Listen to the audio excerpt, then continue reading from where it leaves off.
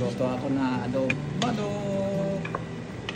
Tapos may sahog siya na mushroom para masarap.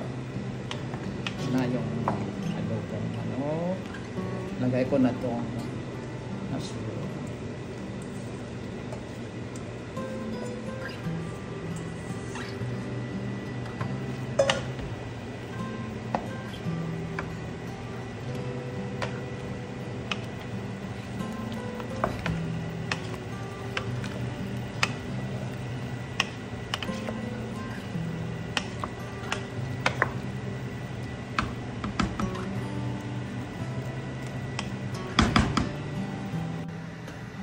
Guys, naluto ko na yung adobong manok with mushroom.